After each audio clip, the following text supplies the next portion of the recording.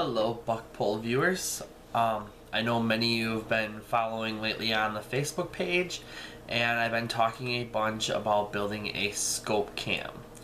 Today I finally got the last of the parts in, and I finally got all of the supplies I needed from Home Depot. So, let's do a run through.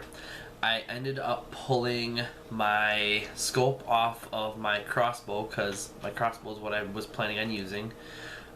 It does have an adjustable rear focus, kind of a pain, but we can work around it.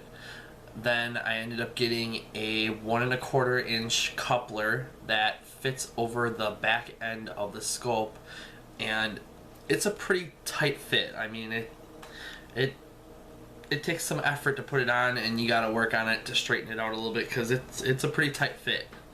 I'm glad that it's a tight fit just because it's something to work with.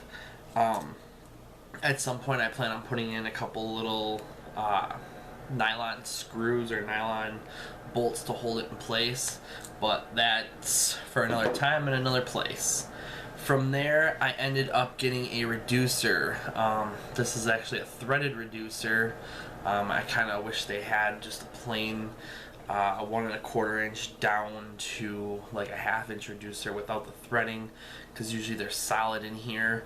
The threaded ones usually aren't solid, so I have to work around that.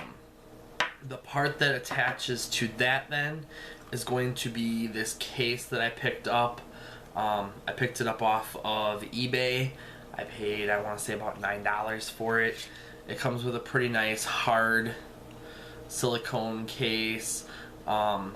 Personally, if you have the money, I would probably foot the little extra for the OtterBox Defender. The biggest reason why is if you look real close, right about where my finger is, it actually has a little kickstand that pops out right there. You can kind of see it if I center it up there. You can see that little kickstand that kicks out right there.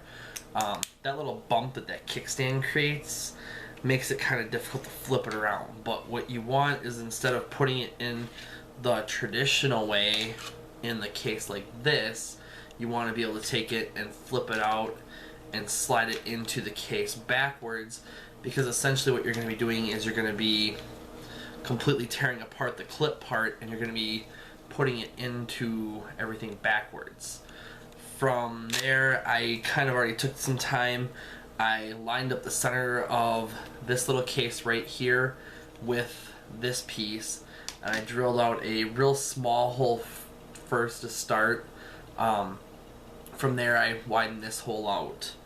I also got that centered then with this, and I have 3 holes drilled out for the screws to hold this piece together. I ended up getting number 10 number 10 screws.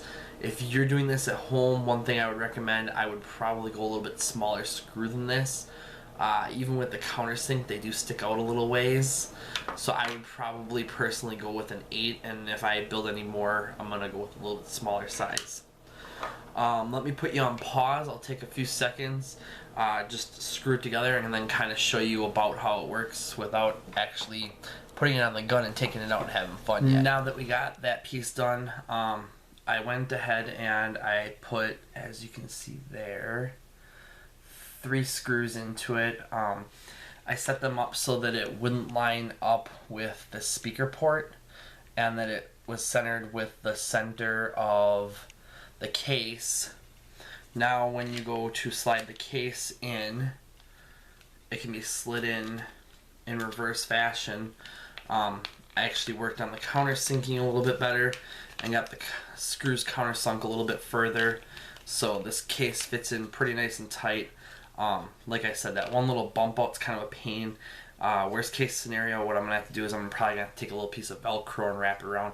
Last thing I want is my phone blowing out of the back of the scope, especially if I put this on a gun as opposed to like my crossbow. From there, just take that, couple the 2 pieces together, and from there you can put it onto your scope. Give me just a second to see if I can get this all squared away here.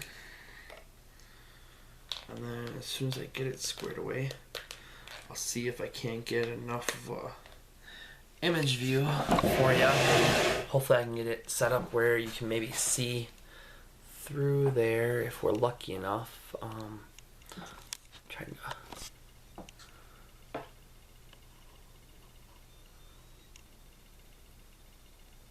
it's kind of difficult to see the screen on the camera and do this at the same time, but hopefully you can kind of see through there.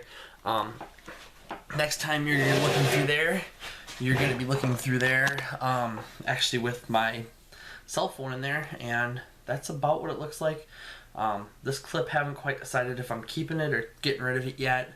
I'll probably decide it a little bit later date, but then with this, I at least have it set up where I can get a couple other, like if I change phones, all I have to do, I can keep my coupler piece, and all I have to do is just order up a new case and this piece, and I can still keep my coupler and work on this.